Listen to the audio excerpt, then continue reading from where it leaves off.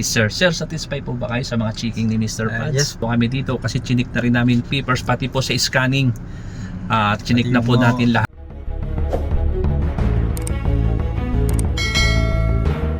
Si Mr. Pads, nandito po kami sa lugar po ng Masinag. At kasama natin Sir from Ilocos. At nag-check po kami ng unit ng Expander 2020 21 model. So far guys, okay naman ang unit, walang bangga, makina, transmission, under chassis. So sabi ko nga kay Sir, panalo kami dito kasi chinik na rin namin papers pati po sa scanning. Chinik na po natin lahat. Pati yung mga mga paper. Tama-tama. Yes, in-explain po natin sa kanya lahat ng dokumento about sa sakin lahat. Kung ano po yung expectation ni Sir sa pag-check po natin kasi follower po natin siya. So tatanungin natin siya kung satisfied po ba siya. Sobrang bait nyo, binigay nyo lahat todo ang Yes. sakripisyo at saka lahat ng kailangan na mga check yung sasakyan bago ka bumili.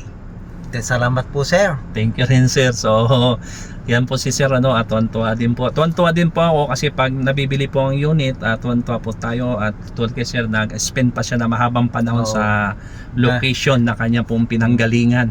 Galing sa Ilocos Norte. gabi pa po siya. Nandoon po yung buyer, nandoon sila na kayong pinsan niya nakasama nandoon po. So guys, kung gusto niyo po magpa-assess ng sasakyan, bibili po kayo ng second hands. Muli po nandito si Mr. Pad at nandiyan po ang ating telephone number. Marami po salamat. God bless you po. Yan. So yun na lang Sir ang natin Sir.